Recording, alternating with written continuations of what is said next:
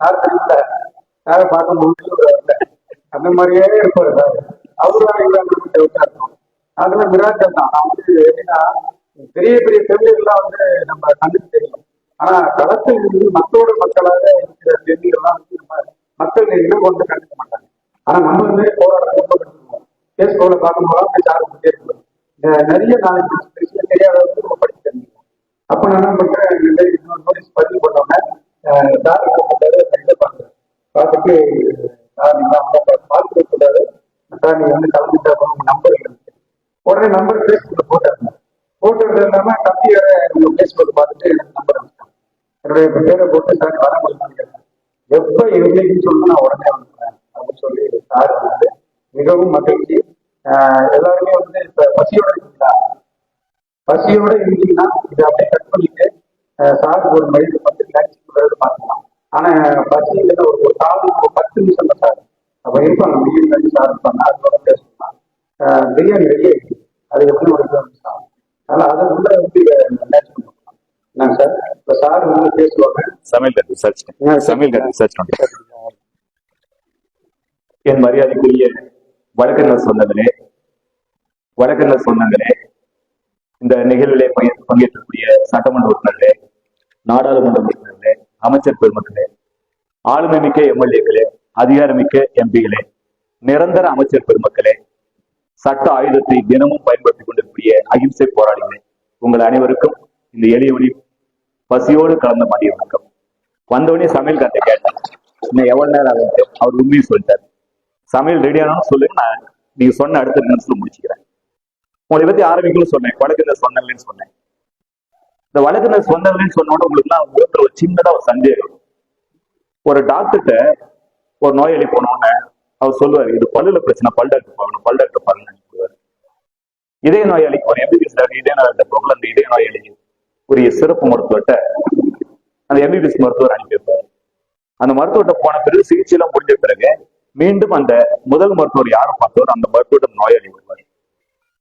அந்த நோயாளி மீண்டும் அந்த கிராமத்தில் கூடிய பகுதியில் கூடிய குடும்ப மருத்துவரை நோயாளி தொடர்ந்து தொடர்பு இருப்பார். மேல் சிகிச்சைக்கு செல்லக்கூடிய இடத்தில் அந்த மருத்துவர் குறைவாக படித்த தன்னிடம் பரிந்துரை செய்த மருத்துவர் எந்த வகையிலும் குறை சொல்ல மாட்டார். அவர் தவறான சிகிச்சை கொடுத்திருந்தாலும் சரி, சிகிச்சை குறைவாக கொடுத்திருந்தாலும் சரி, சிகிச்சையில் ஏதாவது முன்ன பின்ன இருந்தா கூட அந்த மருத்துவர் தன்னுடைய சொந்தமான தன்னுடைய இனமான இன்னொரு மருத்துவர் செய்த தவறை குறிப்பிட்டு காட்டாமல், நோயாளியிடம் சுட்டி காட்டாமல் அந்த தவறை சரி செய்து நோயாளியின் நோயை தீர்ப்பதற்கான வழி என்ன என்பதை மட்டுமே சிந்திப்பார். ஆனால் சாபக்கேடு நம்முடைய வழக்கறிஞர் தொழில் மட்டும் ஒரு சிக்கல் இருக்கின்றது. வேறொரு வழக்கறிஞர் ஒரு வழக்கை கையாண்டு கொண்டிருப்பார். அந்த வழக்கு இன்னொரு வழக்கறிஞர் கையில் வருகின்ற பொழுது அந்த வக்கீல் தப்புட்டாரியா, உன் கேச தோக்கடிச்சாரியா, இப்படியே பண்றது, அந்த வக்கீல் சட்டமே தெரியலையா, அந்த வக்கீல் போட்ட வரைவு சரியில்லை, டிராப் சரியில்லை, அவர் எடுத்து போன முறை சரியில்லை அப்படிங்கிற பார்வை நிறைய இருக்கு. இதை உடைக்கணுங்கிறதுனாலதான் எந்த வழக்கறிஞர் நிகழ்ச்சிகளுக்கு போனாலும் வழக்கறிஞர் சொந்தங்களே என்று அழைக்கக்கூடிய பண்பை முறையை நான் கையாண்டு கொண்டிருக்கின்றேன். அந்த வகையில் தான் உங்களை வழக்கறிஞர் சொந்தங்கள் என்று அழைத்தேன். நல்ல பசி நேரம். ஏற்கனவே சட்டக்கல்லூரியில சட்டம் கடுமையான அந்த போரடிக்க சட்டத்தை படிச்சு நொந்து போயிருக்கிறவங்க கிட்ட மீண்டும் சட்டம் பேசினா நான் போரடிக்க விரும்பல. நாம தெரிஞ்சுக்க வேண்டிய விஷயம் ஒன்னே ஒண்ணுதான், வாழ்வது எப்படி, நம்மை ஏமாற்றி விடாமல் இந்த சமுதாயம், நம்முடைய வழக்காடிகள், இந்த அமைப்பு முறை, இந்த நீதிமுறை, இவர்கள் எல்லாம் வழக்கறிஞர்களை ஏமாற்றி விடாமல் இந்த வழக்கறிஞர் சமுதாயம் எப்படி இவர்களிடமிருந்து நம்மை காப்பாற்றிக் கொள்வது. பொதுவா சொல்லுவோம், விவசாயிகளை கடவுள் என்று சொல்லுவோம். விவசாயி பிரச்சனை யார்ட்டு வருவாங்க? விவசாயிகள் சட்ட பிரச்சனை யார்ட்டு வருவாங்க? என்ன நோய்னா டாக்டர் போவாங்க. அந்த டாக்டர் விவசாயிக்கு பிரச்சனை சட்ட சிக்கல் யார்ட்டு வருவாங்க? ஒரு மான பிரச்சனை, சட்ட பிரச்சனை யார்ட்டு வருவாங்க? வழக்கறிஞர்கிட்ட. நம்ம கிட்ட ஒன்னும் சுரத்தே இல்லையே, பசி நேரமா இருக்கலாம், சுரத்தே இல்லையே. விவசாய கடவுள் சொல்றோம், உயிர் காப்பாத்துற டாக்டர் கடவுள் சொல்றோம். அவர்களுக்கு சட்ட பிரச்சனை, மான பிரச்சனை, கௌரவ பிரச்சனை என்றாலும் அவருடைய நியாயத்தை வெற்றி பெறக்கூடிய, அவருடைய கௌரவத்தை வெற்றி பெறக்கூடிய கடவுளை விட உயர்ந்தவான இடத்தில் இருப்பவர்கள் யார்? நாம தான், வழக்கறிஞர்கள் தான். ஏன்னா இந்தியாவில், தமிழகத்துல, உலகத்துல ஒவ்வொரு மனிதன் விரும்புவது தன்னுடைய மானம், சுய கௌரவம், இதைத்தான் உயிரை விட பெரிதாக நினைத்துக் கொண்டிருக்கிறார்.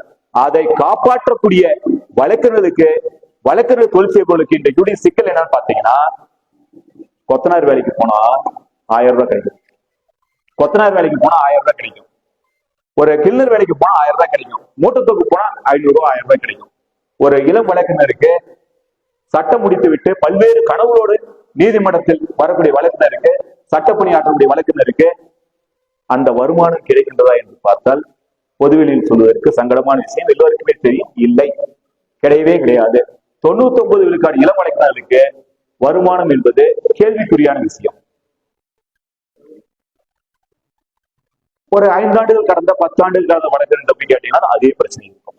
இன்றைக்கு வரக்கூடிய வழக்காடிகள் என்ன நினைக்கிறாங்க அப்படின்னா, எப்படியாச்சும் இந்த வக்கீலை ஏமாத்தி இவர்கிட்ட ஓசுல காரியம் சாதிச்சிடணும் அப்படிங்கிற எண்ணம் வழக்காடிகள் மத்தியில் நிறைய இருக்கின்றது. இதுல நீங்க யாரும் பலிகடாவாயிடக்கூடாது. ஒரு டாக்டர் டீ கடைக்கு போறார், ஹோட்டல் கடைக்கு போறார். அவரை பார்த்து, சார் எனக்கு தலைவலிக்குது, மாத்திரை ஒன்று கொடுங்க அப்படின்னு எந்த நோயாளியாச்சும் டீ கடையில, பெட்டி கடையில, ரோட்ல கேட்கறாங்களா? ஒரு என்ஜினியர் ரோட்ல போயிட்டு இருக்காரு, அவருடைய ஒருவனுடைய கல்யாணத்துல 10 உட்கார்ந்துருக்காரு. அவர்கிட்ட போய், ஐயா வீடு கட்டணும், ஒரு மேப் போட்டு தர முடியுமா? 500 சதுரத்துல வீடு கட்டினா 2000 சதுரத்துல வீடு கட்டினா எவ்வளவு செலவாகும் அப்படி என்ஜினியர் யாராச்சும் ஓசுல இலவசமா ஆலோசனை கேட்கறாங்களா? ஆனால் நீங்கள் தினசரி சந்திக்கின்றீர்கள். காலையில எழுந்துச்சு கக்கூஸ் போக ஆரம்பிச்சிருந்து நைட்டு தூங்குற வரைக்கும் பொதுவெளியில எந்த இடத்துல போனாலும் யாராச்சும், சார் பிளீஸ் ஒரு நிமிஷம் சார், என்னங்க சார் எங்க அப்பாவுக்கு சொத்து ஒண்ணு இருந்துச்சுங்க, ஓசுல சட்ட வசதி கேட்கறாங்களா? ஆரம்பிச்சிட்டாங்களா? அவருடைய பார்வை என்னன்னா, அந்த வழக்காடியுடைய பார்வை, சந்தேகங்களுடைய பார்வை என்னன்னா, இந்த வக்கீல் வெஸ்டியா தான் இருக்காரு, சும்மா தான் இருக்காரு, கேட்டு வைப்பமே, ஓசுல தானே, இலவசம் தானே, நம்ம வக்கீல் தானே, கேட்டுருவோமே, அண்ணன் கேட்காம யார்கிட்ட கேட்கறது அப்படின்னு கேட்டுருவாங்க. நீங்க கொஞ்சம் எச்சரிக்கையா இருங்க. எக்காரணத்தை கொண்டும் பாதிக்கப்பட்டவர்களை தவிர, உண்மையாகவே பாதிக்கப்பட்டவர்களை தவிர மற்றவர்களுக்கு இலவச சட்ட ஆலோசனை சொல்லாதீர்கள். அப்பாவா இருந்தாலும் சரி, குடும்ப உறுப்பினரா இருந்தாலும் சரி, யாரா இருந்தாலும் சரி, இலவச சட்ட ஆலோசனை சொல்லாதீங்க. இதை நான் சொல்றேன்னு பாக்குறீங்களா? எனக்கு தாங்க அனுபவம் அதிகம். 29 ஆண்டு காலம் வழக்கறிஞர் தொழில் செஞ்சிட்டு இருக்கிறேன். நம்முடைய புதிய ராஜா அழைப்பு கொடுத்தோம், ரொம்ப சந்தோஷமா இருந்தது. ஒரு மூத்த வழக்கறிஞர் சங்கம் அழைப்பு கொடுத்திருந்தாங்கன்னா முக்கியமான வேலை இருக்கு வரலைன்னு சொல்லியிருப்பேன். ஏன்னா இன்னைக்கு ஒரு பயிற்சி வகுப்பு தேதி கொடுத்திருந்தேன், கிராம சபை தொடர்பான பயிற்சி வகுப்பு, ஒரு 10 இளைஞர்களுக்கான பயிற்சி வகுப்பு தேதி கொடுத்திருந்தேன். அதுதான் முக்கியம் அப்படின்னு போயிருந்திருப்பேன். இளம் வழக்கங்களோடு பேசுவது நம்முடைய குடும்பத்திலோடு, என்னுடைய தம்பிகளோடு, என்னுடைய சொந்தங்களோடு, என்னுடைய சகோதரிகளோடு பேசக்கூடிய அருமையான நிகழ்வு. இன்னொரு விஷயம் என்னோட பார்த்தால், உங்களுடைய சங்கத்தை நான் பாராட்டிய வேண்டும். என்னை பேசக்கூடிய நம்முடைய தலைவர் ரொம்ப பெருமையா நிகழ்ச்சி சொன்னார். நான் உங்களுடைய பார்க்கல பிரமிப்பா பாக்குறேன். தமிழ்நாட்டுல எங்கேயாச்சும் வழக்கறிஞர்களுக்கு பிரச்சனை அப்படின்னா, தமிழ்நாடு இளம் வழக்கறிஞர் சங்கம் அப்படியே போய் நிக்கிறீங்க, இடத்துல நிக்கிறீங்க, களத்துல நிக்கிறீங்க, போராடுறீங்க, உறுதியா போராடுறீங்க. இந்த புதியவனை பார்க்குள்ள பொறாமையா இருக்கு, பெருமையா இருக்கு, சந்தோஷமா இருக்கு. இப்படிப்பட்ட போராளிகள், அண்ணல் அம்பேத்கர் போராடியது போல், மகாத்மா காந்தி போராடியது போல், வஉசி போராடியது போல், இந்த வக்கீல் எல்லாம் போராடின மாதிரி இவங்க எல்லாமே வக்கீல் தான். நான் சொன்ன இவங்க எல்லாமே வழக்கறிஞர்கள். இந்த வழக்கறிஞர்கள் மட்டும்தான் சமுதாயத்துடைய இன்னல்களை, சமுதாயத்துடைய அவலங்களை எடுத்து போராடக்கூடிய போர்க்குணம் அதிகம். இந்த போர்க்குணத்தை நம்முடைய வழக்காடிகள் நம்மிடமிருந்து சொந்த பிரச்சனைக்கு ஓசியில் பயன்படுத்திக் கொள்வதற்கு முயற்சி செய்து கொண்டிருக்கின்றார்கள். இது ஒரு வியாதியாக, தேசம் தழுவிய வியாதியாக இருந்து கொண்டிருக்கின்றது. உலகத்துல வேற நாட்டுலாம் இல்லை, இந்தியாவில் மட்டும்தான் இந்த வியாதி இருப்பதாக சொல்லுகின்றார்கள்.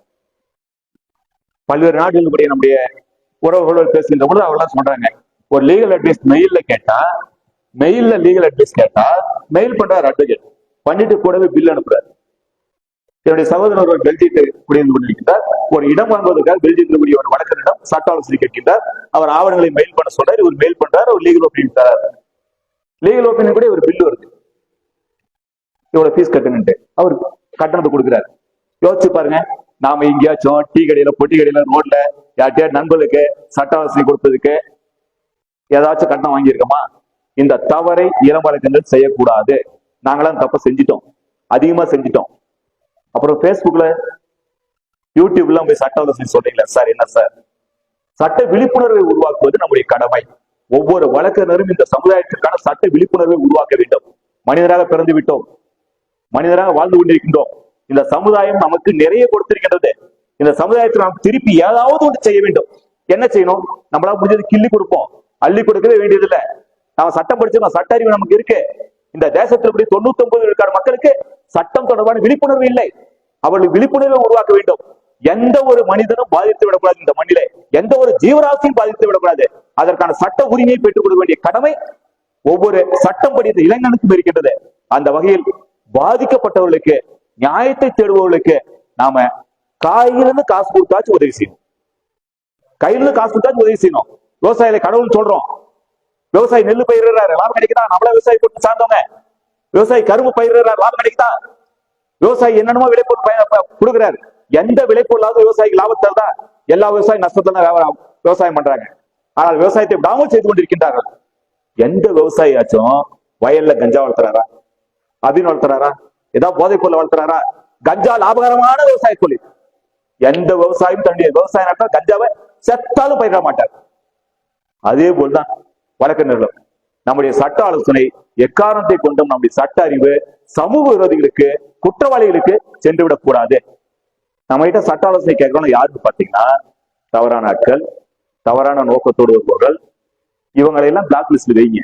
யாராவது ஒரு மனிதன் உண்மையிலே பாதிக்கப்பட்டிருப்பான், கண்ணில் பட்டானா யோசிக்காதீங்க, அவங்களுக்கு இலவசமா சட்ட உதவியை செய்யுங்க, அவங்களுக்கு இலவசமா வழக்காடுங்க.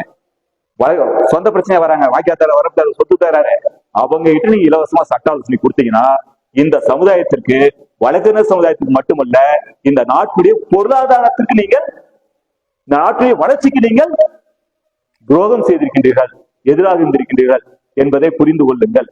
அதனாலதான் 10 ரூபாய் இயக்கம் நான் சார்ந்திருக்கூடிய, நான் வழிநடத்தக்கூடிய 10 ரூபாய் இயக்கம் பொது பிரச்சனைகளுக்கு மட்டுமே சட்ட ஆலோசனை கொடுப்போம், பொது பிரச்சனைகளுக்கு மட்டுமே வழிகாட்டுவோம், சொந்த பிரச்சனைகளுக்கு 100% நாங்கள் வழிகாட்ட மாட்டோம் என்பதை ஒரு கொள்கை திட்டமாக வைத்திருக்கின்றோம். 10 ரூபாய்க்கு இன்னொரு கொள்கை திட்டம் வச்சிருக்கு. நீதித்துறைக்கு எதிரான சட்ட வழிகாட்டலை சொல்ல மாட்டோம், வழக்கறிஞருக்கு எதிரான சட்ட வழிகாட்டலை சொல்ல மாட்டோம். வித்தியாசம் புரியுதுங்களா? எல்லா விஷயத்துக்கும் சட்ட ஆலோசனை சொல்லுவோம், 10 ரூபாய்க்கு சொல்லும். ஆனால் வழக்கறிஞருக்கு எதிராகவும் நீதித்துறைக்கு எதிராகவும் சட்ட ஆலோசனை சொல்ல மாட்டோம். என்ன காரணமும் பாத்தீங்கன்னா, இந்த வழக்கறிஞர்கள் ஒரு பக்கம் பாதிக்கப்பட்டவர்கள், மத்தவங்க யார் யாரும் சொல்றாங்க அவரெல்லாம் பாதிக்கப்பட்டவர்கள், அவரெல்லாம் வீக்கர் செக்ஷன் சொல்லிட்டு இருக்காங்க. உண்மையிலே பாதிக்கப்பட்ட சமுதாயம் யாருன்னு பார்த்தால் நம்முடைய வழக்கறிஞர்கள் தான், குறிப்பாக இளம் வழக்கறிஞர்கள் தான். காலையில வெள்ளை பேண்ட் பிளாக் அண்ட் ஒயிட் போட்டு மிடுக்கான உடையோடு, கொஞ்சம் கூட அழுக்கில்லாத உடையோடு, இந்த தொழிலுடைய கௌரவத்தை காப்பாற்றுவதற்காக கிளம்புறோம் நீதிமன்றத்துக்கு. ஒரு நாள் முழுவதும் பணியாற்றுகின்றோம். சீனியர் அலுவலகத்துக்கு போறோம், இரவு 11 மணி 12 மணி வீட்டுக்கு போறோம், காலையில 6 மணிக்கு இருந்து மறுபடியும் படிக்க ஆரம்பிக்கிறோம், கிளம்புறோம். இந்த 24 மணி நேரமும் இந்த வழக்கறிஞர் தொழிலுக்கான கௌரவத்தை, இந்த சட்டத்தை கையாள்பவர்களுக்கான கௌரவத்தை காப்பாற்றக்கூடிய வகையில வெள்ளை உடையோடு பணியாற்றி கொண்டிருக்கின்றோம். இந்த உடை சலவை செய்வதற்கான கட்டணமாச்சும் நம்ம கிடைக்குதான்னு பார்த்தா நிச்சயமாக எந்த இளம் வழக்கறிஞர் கிடைக்க வாய்ப்பில்லை, வாய்ப்பே கிடையாது. ஆனால் நிச்சயமாக நீங்கள் இந்த பலவீனத்தை பலவீனமாக நினைக்காதீர்கள். இந்த தேசம் நமக்கு மிகப்பெரிய சொத்தினை கொடுத்திருக்கின்றது. நாம போற ரோடு இந்த தேசம் கொடுத்தது. நாம சுவாசிக்கிற சுத்தமான காத்து இந்த இயற்கை கொடுத்திருக்கின்றது. நமக்கு இயற்கையும் இந்த தேசமும் பல்வேறு விஷயங்களை அள்ளி கொடுத்திருக்கிறது. அரசு கல்லூரியில படிச்சிருக்கிறோம், தனியார் கல்லூரியில படிச்சா கூட அரசு நிறைய உதவி நமக்கு செஞ்சிருக்கு. அந்த அரசு உதவி சமுதாயம் நமக்கு கொடுத்த உதவி. இதெல்லாம் அனுபவிச்ச நாம இந்த சமுதாயத்திற்கு ஏதாவது செய்யணும்னா நாம செய்ய வேண்டிய நல்ல காரியம் என்னன்னு பாத்தீங்கன்னா, தவறான ஆட்களுக்கு உதவி செய்யாமல் இருப்பது. அதான் சொன்ன, விவசாயி கஞ்சா பயிரிடுவதில்லை, வழக்கறிஞர் யாரும் பாலியல் குற்றவாளிக்கு நல்ல வழக்கறிஞர் ஆஜராகுவதே இல்லை.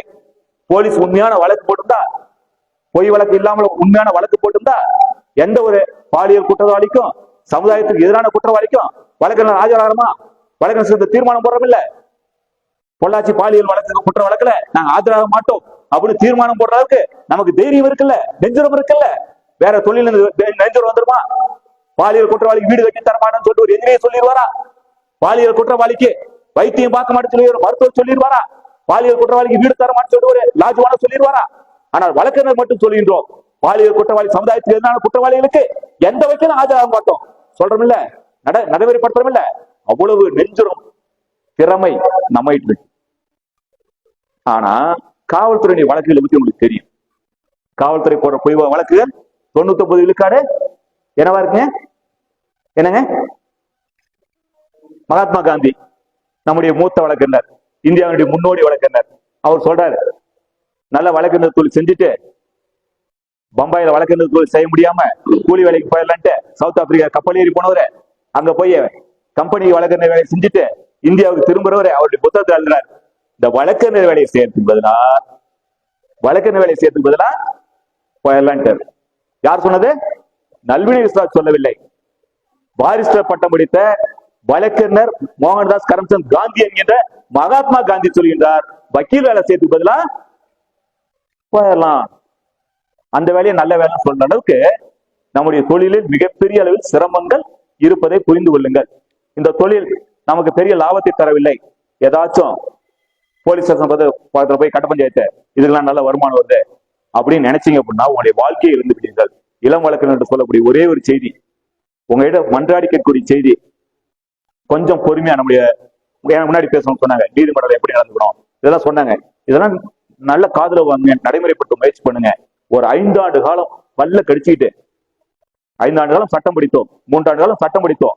ஜூனியர் லைஃப்ல இளம் வழக்கறிஞர் வாழ்க்கையில ஒரு 3 ஆண்டு காலம் 5 ஆண்டு காலம் கடுமையான பயிற்சி எடுங்க. நீங்கள் வாழ்நாள் வரை மிகப்பெரிய பொருளாதாரத்தை அடைவீர்கள்.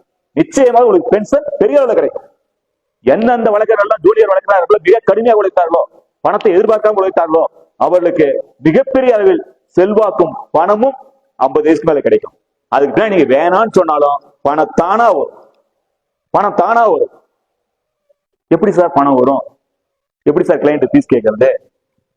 மூத்த வழக்கறிஞர் சொன்னார், நீதிபதி கிட்ட ஒருத்தர் இளம் வழக்கறிஞர் ஓய்வு பெற்ற நீதிபதி கிட்ட அவர் எப்படி வளர்ந்தார் என்கிற கதையை சொன்னார். நீதிபதியுடைய பெயரை சொன்னால் தவறாம போயிடும். ஏன்னா அவர் பேசுறது அரங்கத்துக்குள்ளார் தனி நண்பர்கள் மத்தியக்குள்ள ஒரு ஓய்வு பெற்ற உயர் நீதிமன்ற நீதிபதி வழக்கறிஞர் தொழில் வந்துட்டார். ஓய்வு பெற்ற பிறகு அவர்கிட்ட ஒரு ஜூனியர் போய் சேர்றாரு. அந்த ஜூனியர் கிராம பகுதியில் நம்மள மாதிரி கிராம பகுதியில் போய் போன வழக்கறிஞர். அவர் ஒரு பழைய செகண்ட் பைக்கை சென்னையில வாங்கி அலுவலகத்துக்கு போறது நீதிமன்றம் போறது பயன்படுத்தி இருந்தார். இவருடைய மூத்த வழக்கறிஞரான ஓய்வு பெற்ற உயர் நீதிமன்ற நீதிபதி பழைய ஃபேக் கார் வச்சிருக்காரு. அவர் வாழ்க்கையில அவர் தான் சம்பாதிச்சு வச்சிருக்காரு. ஒரு குவார்டர்ஸ் வச்சிருக்காரு, ஒரு ஊர் வச்சிருக்காரு, ஒரு பழைய பிரீமியர் பத்தி ஃபேக் கார் ஒண்ணு வச்சிருக்காரு. சொந்தமான கார், அந்த காரை இடைக்கு போடாம வச்சுட்டு இருக்காரு. கார்ல தான் வந்துட்டு போயிட்டு இருக்காரு நீதிமன்றத்துக்கு.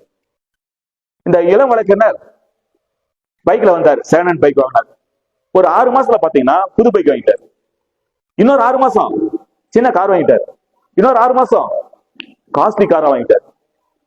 சீனியர் சந்தேகம், நம்ம பையல கூப்பிட்டு, டேய் ஏதாவது தப்பு பண்றியாடா, என் பேர சொல்லி ஆட்டையை போட்டியாடா, என்னால வாழ்க்கையில ஒரே ஒரு சின்னதா தான் வீடு வாங்க முடியுது. சின்ன வீடு இல்ல, சின்னதா தான் வீடு வாங்க முடிஞ்சுச்சு. ஒரு கார் வாங்கிட்டு விற்க முடியாம வச்சுட்டு இருக்கிறேன். காரை விற்கிறதுக்கு மனசு இல்லாம என்னாலேயே சம்பாதிக்க முடியல, பென்ஷன்ல முடிச்சுட்டு இருக்கிறேன். வந்த 2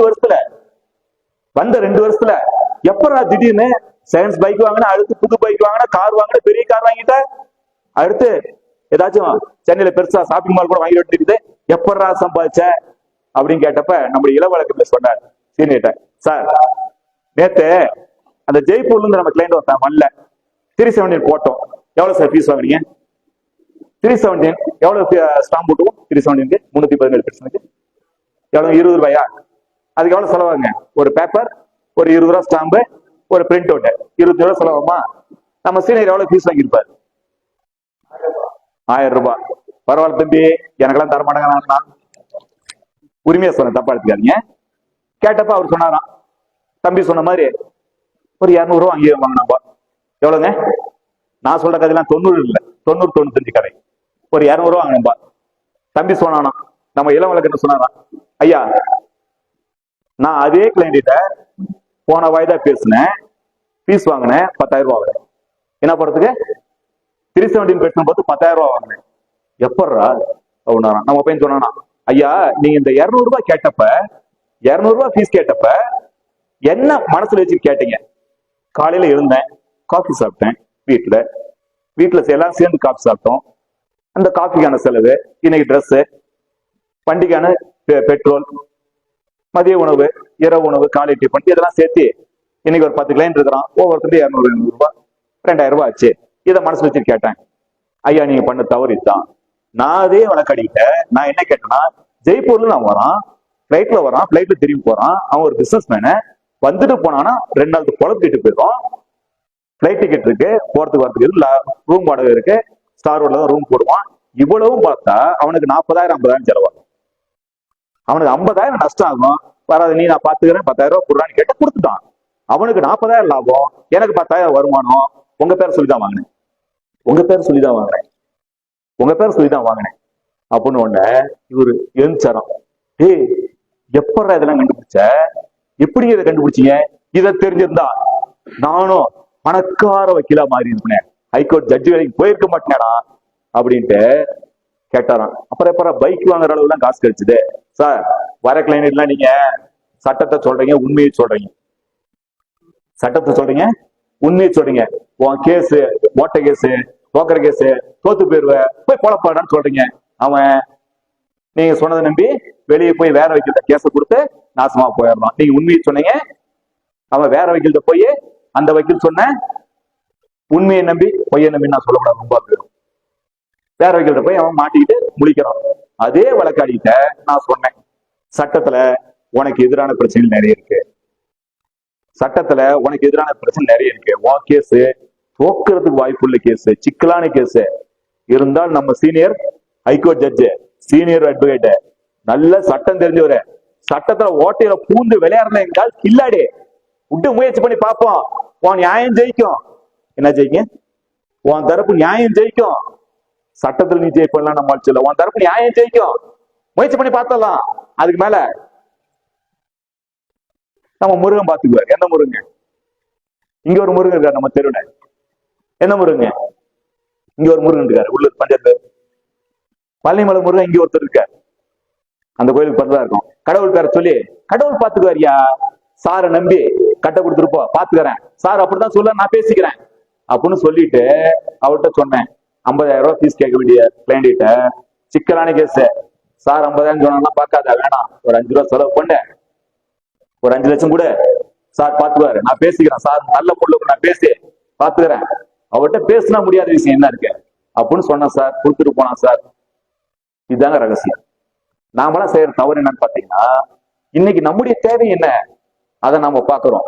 வழக்காடி என்ன லாபம், வழக்காடி என்ன நஷ்டம், அதை கொஞ்சம் யோசிச்சோம் அப்படின்னா எதிர்காலத்துல இப்ப அந்த முறையை பின்பற்றுறாரு. இதெல்லாம் மனசுல வச்சுக்கங்க.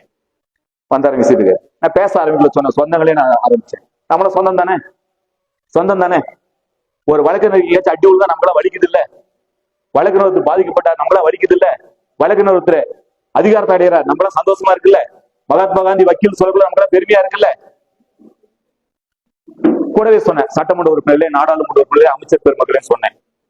எல்லாரும் கொஞ்சம் முடிச்சீங்க இல்ல.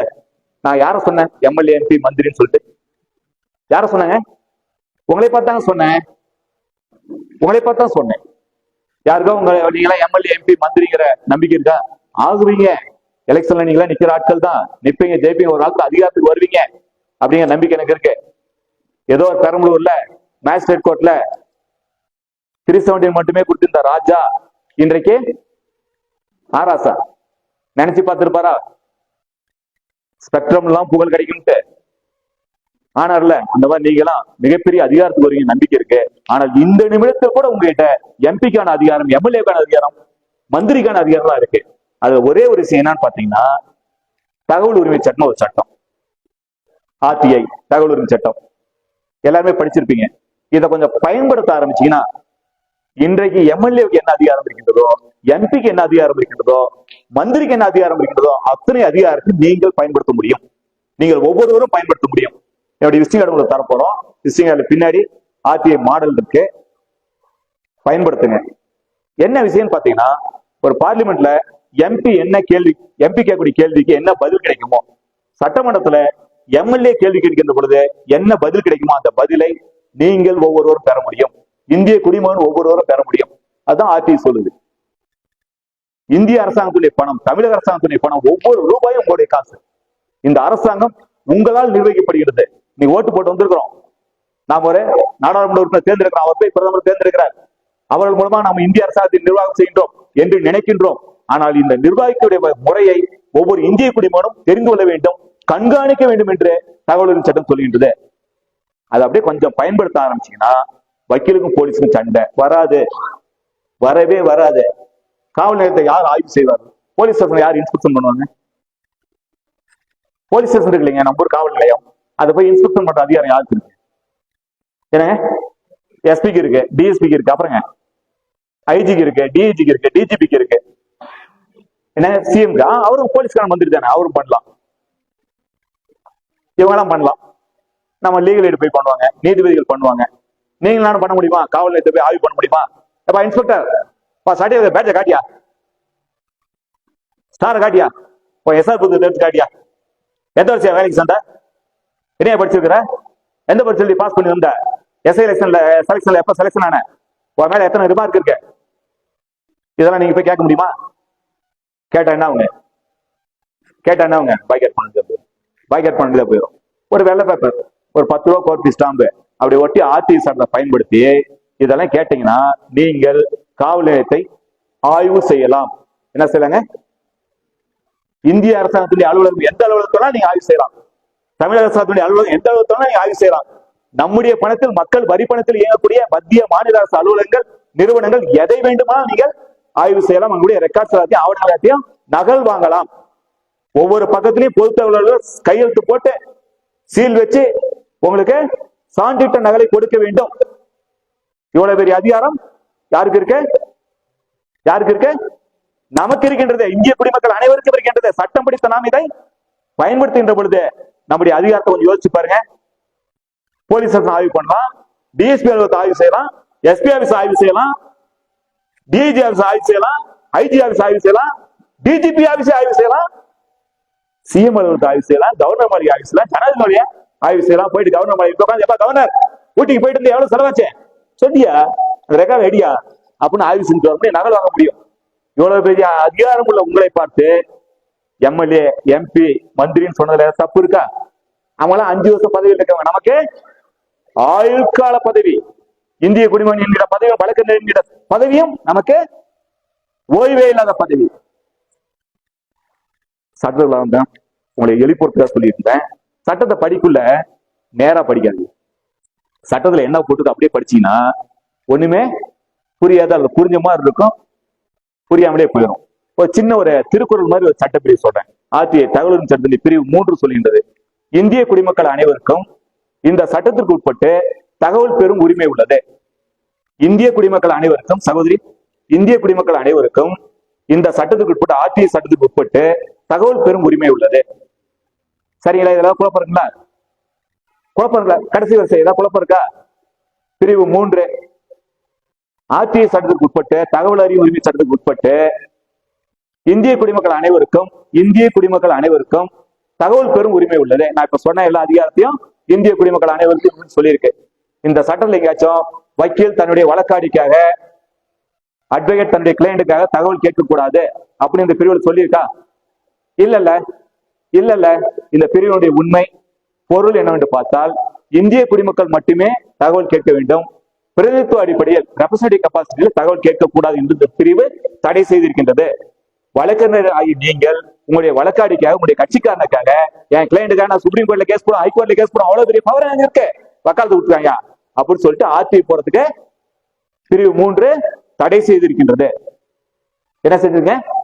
தடை செய்திருக்கின்றது. எவ்வளவு எளிமையான செக்ஷன். இந்த பிரிவு முதல்ல படிக்கக்குள்ள ரொம்ப சாதாரணமா சொல்லியிருக்க. பிரிவு 3 இந்திய குடிமக்கள் அனைவருக்கும் தகவல் அறிவு உரிமை சட்டத்துக்கு உட்பட்டு தகவல் பெறும் உரிமை உள்ளது. ரொம்ப எளிமையா இருந்துச்சு. இங்க ஏதாச்சும் வக்கீல் தகவல் கேட்கக்கூடாது, ட்ரஸ்ட் தகவல் கேட்கக்கூடாது, தமிழ்நாடு இளம் வழக்கறிஞர் சங்கம் சார்பில் அதனுடைய மாநில தலைவர் தகவல் கேட்கக்கூடாது, பாரத பிரதமர் மோடி பிரதமரின் இந்த அதிகாரத்தை பயன்படுத்தி ஆர்டிஐ சட்டத்தை பயன்படுத்தக்கூடாது, தமிழகத்தினுடைய முதலமைச்சராக இருக்கக்கூடிய மு.க. ஸ்டாலின் என்பவர் முதலமைச்சரின் இந்த அதிகாரத்தை பயன்படுத்தி தகவல் சட்டத்தை பயன்படுத்தக்கூடாது, டாக்டர் தன்னுடைய நோயாளிக்காக தகவல் சட்டத்தை பயன்படுத்தக்கூடாது, அப்பா தன்னுடைய மகனுக்காக தகவல் சட்டத்தை பயன்படுத்தக்கூடாது எங்கேயா சொல்லியிருக்க அந்த பிரிவுல. ஆனால் அது சொன்ன அந்த இந்திய குடிமகன் என்கின்ற அடிக்கோடிட்ட ஒரு வார்த்தை இவ்வளவு தடைகளை உருவாக்கி வைத்திருக்கின்றது. முதல்ல சொன்னது திருக்குறள் மாதிரி 1.5 வரியில ஒரு சட்ட பிரிவு சொன்னேன். பிரிவு 3 இந்திய குடிமக்கள் அனைவருக்கும் தகவல் உரிமை சட்டத்துக்கு உட்பட்டு தகவல் பெறும் உரிமை உள்ளது அப்படின்னு சொல்லிட்டு விட்ட சட்டம். அந்த சட்டம் எந்த செக்ஷன்லயுமே பிரிவுலையுமே உள்ளார எங்கேயுமே இதற்கான விளக்கத்தை சொல்லவே இல்லை. வக்கீல் தகவல் கேட்கக்கூடாது, கட்சி தலைவர் தகவல் கேட்கக்கூடாது, சங்கம் தகவல் கேட்கக்கூடாது, அறக்கட்டளை தகவல் கேட்கக்கூடாது, நிறுவனம் தகவல் கேட்கக்கூடாது, சட்டத்தால் உருவாக்கப்பட்ட நபர்கள், உயிருள்ள மனிதர்கள் தவிர மற்றவர்கள் தகவல் கேட்கக்கூடாது அப்படின்னு சட்டம் தடை செய்யவில்லை. ஆனால் இந்த ஒரு பிரிவு, இந்த ஒரு வார்த்தை தடை செய்திருக்கின்றது. இந்த வார்த்தையை படித்தவுடன் வழக்கறிஞர்களுக்கு புரியும், சட்ட கூர்மை உள்ளவர்களுக்கு புரியும்.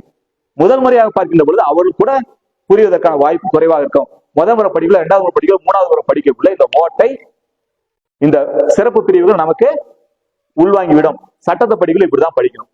சட்டத்தை படிக்கிறோம், இந்த சட்டம் ஒண்ணுமே இல்லாம இருக்கும், ஆனால் அதற்குள் ஆயிரக்கணக்கான லட்சக்கணக்கான அர்த்தம் உள்ள அர்த்தம் பொதிந்திருக்கும். இவற்றை கொஞ்சம் கூர்ந்து படிக்க வேண்டும், ஆழ்ந்து படிக்க வேண்டும். இந்த கூர்ந்து ஆழ்ந்து படிப்பது எப்படி என்பதை நாம் மூத்த வழக்கறிஞரிடம் கற்றுக்கொண்டிருக்கின்றோம். உங்களுக்கு எல்லாம் பாத்தீங்கன்னா உங்களுடைய சீனியர் வழக்கறிஞர் உங்ககிட்ட தம்பி வாப்பா பாப்பான்னு பேசுறதுக்கு உங்க கூட தம் அடிக்கிறத கூட நல்ல நெருக்கமா இருக்காங்க. என்னுடைய மூத்த வழக்கறிஞர்கள் அவருடைய இளம் வழக்கறிஞர் அனுபவங்களை சொல்லிய பொழுது என்னுடைய மூத்த வழக்கறிஞர் சேலம் சட்டமன்ற சட்டமன்ற உறுப்பினர் மூத்த வழக்கறிஞர் ஆர் ராஜேந்திரன். 95 அவர் அரசு வழக்கறிஞர் இருந்தார் என்னுடைய உறவினர். 95, 96 நான் அவரிடம் இளம் வழக்கறிஞர் பணியாற்றிய போது அவர் சொல்லுவார், அவருடைய மூத்த வழக்கறிஞர் மரியாதைக்குரிய சேலம் பார்த்தசாரதி அவரிடம் இவர் இளம் வழக்கறிஞராக பணியாற்றிய பொழுது காலையில் 6 மணிக்கு வீட்டுக்கு சென்று விடுவார். சீனியர் வீட்டுக்கு காலையில் 6 மணிக்கு போவார். 6 மணிக்கு போய் கேஸ் கட்டு படிக்கிற வேலை கிடையாது. என்னது இல்ல வேலை, இவருக்கு 50 ஏக்கர் நிலம் இருக்கு, இவருக்கு 50 ஏக்கர் நிலம் இருக்கு, மிகப்பெரிய நிலச்சு வந்தார், விவசாய குடும்பத்தை சார்ந்தவர். காலையில 6 மணிக்கு சீனியர் வீட்டுக்கு போயிடணும். சீனியருடைய வீட்டம்மா பை தருவாங்க, லிஸ்ட் தருவாங்க, எடுத்துட்டு போய் மார்க்கெட்ல காய்கறி வாங்கிட்டு என்னங்க வழக்கறிஞர் ஜூனியர் வைக்கிறது என்னது இல்ல வேலை, சீனியர் ஆபீஸ்ல ஜூனியர் வழக்கறிஞர் என்னது இல்ல வேலை, காலைல 6 மணிக்கு என்ன வாங்கிட்டு இருந்துங்க. ஆமா, அது எங்களுடைய காலகட்டத்தில் மாறி போயிடுச்சு. நான் காலையில 8 மணிக்கு அலுவலகத்துக்கு போவேன், இரவு 10 மணிக்கு கிளம்பி வருவேன். அப்படி ஒரு வேலையை நம்ம எங்களுடைய காலகட்டத்தில் 30 வருஷமா வச்சிருக்க. இப்ப கொஞ்சம் மாறி இருக்கு. மூத்த வழக்கறிஞர் உங்களோட நண்பர்களாக, தோழர்களாக, சகோதரர்களாக பணி கொண்டிருக்கின்றார்கள். இந்த கால மாற்றத்துல உங்களுடைய மூத்த வழக்கறிஞர் நீங்க நன்றாக பயன்படுத்திக் கொள்ள வேண்டும். அவருடைய அனுபவங்களை நீங்கள் நிறைய பயன்படுத்திக்கணும். ஒரு மனு எழுதுறீங்க, ஒரு பெர்சன் தயார் பண்றீங்க, கோர்ட்ல ஒரு மெமோ போடுறீங்க, உடனே உங்க மொபைல காப்பி பண்ணுங்க. இது பயன்படுமா பயன்படாத காஸ்ட்மோ சாதாரண ஒரு சிஏ பெர்சன் எதுவா இருந்தாலும் சரி, நீங்க தயார் செய்யக்கூடிய உங்களுக்கு மூத்த வழக்கம் தயார் செய்து உங்களுக்கு கையில கொடுக்கக்கூடிய ஒவ்வொரு விஷயத்தையும் நீங்க திருடுங்க. என்ன சொல்றாங்க, அறிவை திருடுனுங்க, எடுத்து வைக்கணும், காப்பி பண்ணி வைக்கணும். இதெல்லாம் பிரிண்ட் அவுட் எடுத்து ஃபைல் பண்ணி கட்டு போட்டு உங்களுடைய வீட்டுல உங்களுடைய அலுவலகத்துல சேகரிச்சு வச்சுட்டே இருங்க. நீங்கள் தயார் செய்த ஒரு மெமோ மறுபடியும் 6 மாசம் ஒரு வருஷம் தேவைப்படாது, திடீர்னு நாளைக்கு தேவைப்படும். இந்த மாதிரி ஒரு பிரச்சனை வரக்குள்ள நீங்க தனியா வழக்கறிஞர் தொழில் செய்கின்ற பொழுது நீங்க யாத்தையுமே கேட்கவே தேவையில்லை, எல்லா சரக்கும் உங்க கையிலேயே இருக்கும். இளம் வழக்கறிஞராக பணியாற்றுகிற பொழுது நீங்க எந்த அளவுக்கு அறிவை திருடுகின்றீர்களோ அந்த அளவுக்கு உங்களுடைய வழக்கறிஞர் தொழில் வாழ்நாள் வரை உங்களுக்கு பயன்படும். நிறைய படிக்க முயற்சி பண்ணுங்க. நமக்கு போர் அடிக்கிற விஷயம் என்னன்னா, புத்தகத்தை விரிச்சு பார்த்தா நல்லா தூக்கம் தரும். அது நம்ம லாபுக்க விரிச்சு பார்த்தா மட்டும் அந்த தூக்கம் எங்க இருந்தா வருமோ தெரியாது. காலையில பொங்கல் வடை சாப்பிட்டா எப்படி தூக்கம் வருமோ, அதை விட லாபுக்க எடுத்து வச்சா மட்டும், சட்ட புத்தகத்தை எடுத்து வச்சா மட்டும் தூக்கம் காலங்காதாலும் நல்லா வருங்க. அவ்வளவு தூங்க வைக்கிற சட்டம் நம்முடைய சட்டம் தான். நிறைய நம்முடைய தோழர்களுக்கு சந்தேகம், சார் நிறைய சட்டம் புதுசா சொல்றாங்க, எங்களுக்கு எல்லாம் தெரியல சார், சட்டக்கல்லூரில சட்டம்னு சொல்லித்தரல சார். இப்ப ஆர்டி சட்டத்துக்கு சொன்னீங்க, எவ்வளவு பெரிய பவருக்கு சொன்னீங்க, இந்த சட்டம் சட்டக்கல்லூரில சொல்லித்தரல சார், எங்களுக்கு சட்டம் தெரியாம இருக்கோம், இது எங்களுக்கு சொல்றது கொஞ்சம் கூச்சமா இருக்கு, வக்கீலா இருந்துட்டு 5 ஆண்டு காலம் சட்டம் படித்து விட்டு வழக்கறிஞர் தொழில் செய்யக்கூடிய எங்களுக்கு சட்டம் தெரியல அப்படின்னு வெளியே சொல்றது கொஞ்சம் சங்கடமா இருக்கு சார் அப்படின்னு நிறைய தம்பிகளை கிட்ட அடிக்கடி கேட்கறத பாக்குறோம். கூச்சமே படாதீங்க. இந்தியாவில் நடைமுறையில் உள்ள சட்டங்கள் எண்ணிக்கை யாருக்கா தெரியுங்களா? இந்தியாவில் எத்தனை சட்டம் நடைமுறையில் இருக்கு? முதல்ல சட்டம் அப்படின்னா என்ன அப்படின்னு ஒரு சில தொடங்க. நீங்க நாம சட்டக்கல்லூரியில் படித்துதான் ஜூரிஸ்ப்ரூடன்ஸ் படிச்சிருப்போம், ஏதோ ஒரு மூலையில படிச்சிருப்போம். சட்டம்னா என்னன்னு பாத்தீங்கன்னா, சட்டமன்றம் நாடாளுமன்றம் இயற்றியது சட்டம், சட்டமன்றம் நாடாளுமன்றம் இயற்றியது சட்டம். இந்த சட்டத்தை நடைமுறைப்படுத்துவதற்கு ரூல் போட்டிருப்பாங்க, விதிகள். இது சட்டமன்ற நாடாளுமன்றத்தில் இயற்றிருக்க மாட்டாங்க. நம்முடைய அரசாங்கம் தன்னுடைய அதிகாரத்தை பயன்படுத்தி ரூல் போட்டிருப்பாங்க, விதிகளை போட்டிருப்பாங்க. இந்த சட்டத்தையும் விதிகளையும் நடைமுறைப்படுத்துகின்ற பொழுது ஏற்படக்கூடிய சிக்கல்களை களைவதற்கு அரசாணைகள், அரசு கடிதங்கள், அரசு உத்தரவுகள், துறை தலைவர் உத்தரவுகள், ஜிஓ, இந்த மாதிரிலாம் நிறைய போட்டுச்சுப்பாங்க. இவை எல்லோற்றையும் இணைத்து இது கூட சட்ட பிரச்சனைகள் ஏற்படுகின்ற பொழுது நீதிமன்றங்கள் சொல்லக்கூடிய முன் தீர்ப்புகள், சட்டத்தில் சொல்லப்படாத விஷயங்கள், சட்டத்தில் ஏற்படைய பிரச்சனைகளுக்கு நீதிமன்றங்கள், உச்ச நீதிமன்றம், உயர் நீதிமன்றம் போன்ற உயர் நீதிமன்றங்கள் சொல்லக்கூடிய தீர்ப்புகளையும் இணைத்து பார்க்க வேண்டும். இப்ப பாருங்க, சட்டமன்ற நாடாளுமன்ற சட்டம், அரசு இயற்றிய விதிகள், அதுக்கு பிறகு போடப்பட்ட ஜிஓ, அரசு கடிதங்கள், அரசு உத்தரவுகள், நீதிமன்ற தீர்ப்புகள், இதை எல்லாத்தையும் சேர்த்து வச்சாதான் சட்டத்தை பொருத்தி முழுசா பார்க்க முடியும். இவ்வளவு சேர்ந்தது சட்டம். இவ்வளவையும் ஒரு மனிதனால படிக்க முடியுமான்னு பார்த்தா ஒரே சின்ன சந்தேகம் நம்முடைய இந்திய அரசுக்கு ஏற்பட்டது. இந்தியாவில எத்தனை சட்டம் இருக்கு அப்படின்னு கண்டுபிடிச்சு ஒரு புத்தகம் போட்டு லிஸ்ட் போட்டு நூலகத்துல முடிச்சிடலாங்களா? சாப்பாடு சொல்லி முடிச்சிடலாம். ஆமா, இல்ல சாப்பாடு ரெடி ஆகல. சாப்பாடு ரெடினா உடனே முடிச்சிடலாம். ரெடியா? நீங்க கை காட்டினா 2 நிமிஷத்துல முடிச்சிருவேன். சரிங்க, முடிச்சிடலாமா? ரொம்ப முயற்சி. இந்தியா சந்தேகம் ஏற்பட்டப்ப நூலகத்துல போனா பாப்பீங்க, A to Z எத்தனை புக்குன்னு சொல்லி லிஸ்ட் வச்சிருப்பாங்க. அந்த லிஸ்ட் வாங்கி பார்த்தா அந்த புக்கை கண்டுபிடிச்சிடலாம். அந்த மாதிரி இந்தியாவுல எவ்வளவு சட்டம் நடைமுறையில் சொல்லி லிஸ்ட் எடுக்கலாம் மத்திய அரசாங்கம் நினைச்சப்ப இவங்க சட்டத்துறை கூப்பிட்டு கேட்டாங்களாம், ஏன் இந்தியாவுல சட்டத்துல ஒரு லிஸ்ட் கொடுங்கனாங்களாம். சட்டத்துறை சொல்லிச்சான், லா டிபார்ட்மெண்ட் சொல்லிச்சான், என்கிட்ட இல்லைன்னு. சரி, அடுத்த சந்தேகம், லா டிபார்ட்மெண்ட் லா கமிஷன் கேட்கலான்ட்டு லா கமிஷன் கேட்டாங்களாம். அப்படியா? கடல்லே இல்ல அப்படின்ட்டாங்களாம். உடனே சுப்ரீம் கோர்ட் ஹைகோர்ட்ல ஒரு லெட்டர் வச்சு, ஏங்க நீங்க தான் சட்ட மேதையிலாச்சே, லிஸ்ட் கொடுங்க, சட்டம் எவ்வளவு லிஸ்ட் கொடுங்க கேட்டாங்களாம். நம்ம சுப்ரீம் கோர்ட் ஹைகோர்ட்ல சொல்லிடுச்சு அப்படிலாம் ஒண்ணும் இல்லை அப்படின்ட்டு. அப்புறம் ஒரு முடிவு பண்ணாங்க, இந்தியாவில எவ்வளவு சட்டம் போட்டுருன்னு கண்டுபிடிக்கிறது கஷ்டம், தமிழ்நாட்டுல தமிழக அரசாங்கம் எவ்வளவு சட்டம் போட்டு கண்டுபிடிக்கிறது கஷ்டம். செத்து போன சட்டத்துல லிஸ்ட் எடுத்து அதை முதல்ல தூக்கி போட்டுட்டு அப்புறமா நடைமுறை சட்டத்தை கண்டுபிடிக்கலாம்னு சொல்லி முயற்சி பண்ணாங்க. 13 ஆண்டு காலமாக லா கமிஷன், நாடாளுமன்றம் போட்ட ஸ்டாண்டிங் கமிட்டி இவன் எல்லாம் உட்காந்து சுப்ரீம் கோர்ட் ஹைகோர்ட்லாம் கேட்டு செத்து போன சட்டத்தை லிஸ்ட் எடுத்துட்டு இருக்கிறான். இது வரைக்கும் 13,000 சட்டத்தை கண்டுபிடிச்சு நீக்கி இருக்காங்க. 13,000 சட்டங்களை இந்தியாவில் கண்டுபிடிச்சு நீக்கி இருக்காங்க. செத்து போன சட்டத்தை, இன்னைக்கு வரைக்கும் உயிரோடு இருக்கிற சட்டத்தை மத்திய அரசால, சட்டத்துறையால, சட்ட கமிஷனால, உச்ச நீதிமன்றம், உயர் நீதிமன்றத்தால சட்டத்தை லிஸ்ட் கண்டு போட முடியல. அவங்களாலே லிஸ்ட் போட முடியாத விஷயத்த நீங்களும் நானும் எல்லாமே தெரிஞ்சுக்க முடியுமா? எல்லாமே தெரிஞ்சுக்க முடியுமா? முடியாதுல்ல. அதனால நமக்கு ஒரு எளிமையான ஒரு மெத்தட் இருக்கு. ஒரு வழக்காடி வராரு, ஒரு சந்தேகம் கேட்கிறாரு, அந்த சட்டம் நமக்கு புரியல, தெரியல அப்படின்னா தெரியலன்னு சொல்லாதீங்க, புரியலன்னு சொல்லாதீங்க.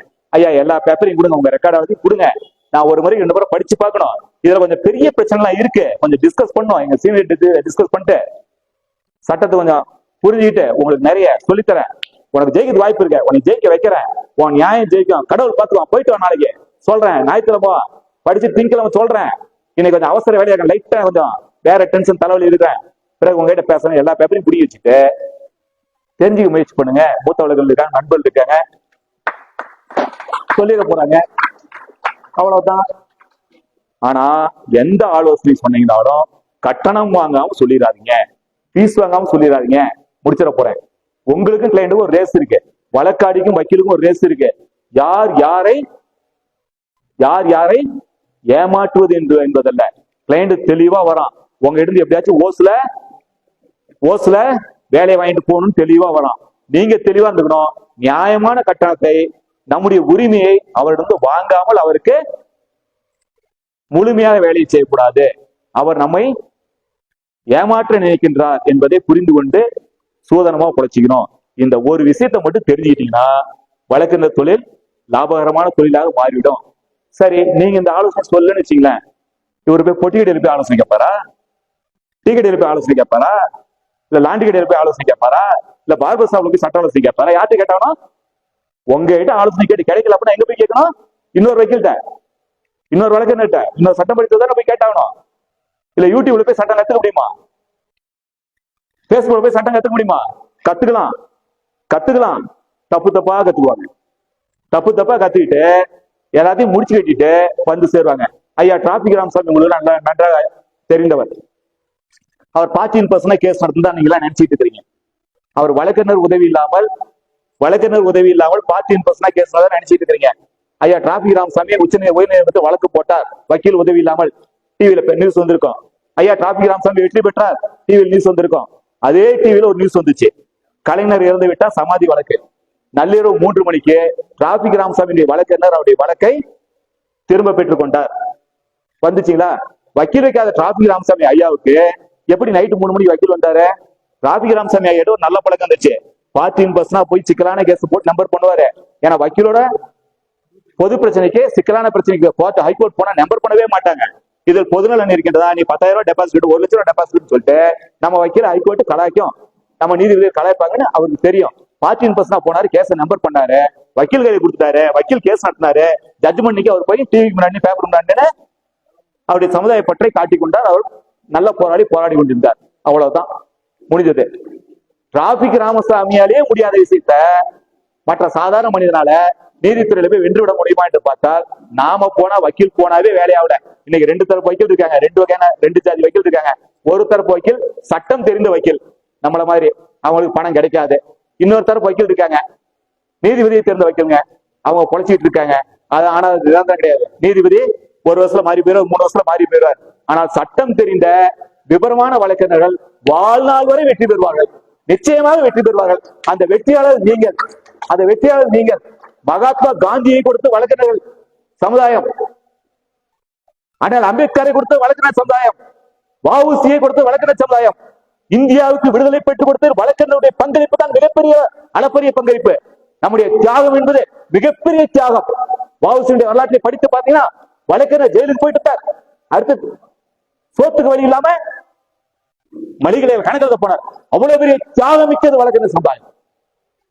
வழக்கறிஞருக்கான தியாகம் இந்தியாவில கொஞ்சம் கூட மற்றவருடைய தியாகத்தோடு குறைத்து பார்க்க முடியாது. அவருடைய தியாகத்தை விட உங்களுடைய தியாகம் அதிகமானது. ஒரு மூட்டத்துக்கு போன வேற வேலைக்கு போயிருந்தா தினம் 1000-2000 சம்பாதிக்க முடியும். நீங்க எந்த வருமானமும் இல்லாமல் எதிர்காலத்தில் வருமானம் கிடைக்கும் என்கின்ற நம்பிக்கையோடு சட்டத்தையும் நியாயத்தையும் நீதியும் காப்பாற்றுவதற்காக வழக்கறிஞர் வந்திருக்கீங்க. அதுவும் இளம் வழக்கறிஞர் சங்கம், போராளியுடைய வழக்கறிஞர் சங்கம், வழக்கறிஞருடைய உரிமைக்காக மக்களுடைய உரிமைக்காக பொதுநலக்காக தொடர்ந்து போராடிட்டு இருக்கிறீங்க. நீங்கள் வெற்றி பெறுவீர்கள். நியாயத்திற்காக போராடக்கூடிய நீங்கள் நிச்சயமாக வெற்றி பெறுவீர்கள். வாழ்க்கையிலும் வெற்றி பெறுவீர்கள். உங்களை வாழ்த்துகின்றேன். நன்றி, வணக்கம்.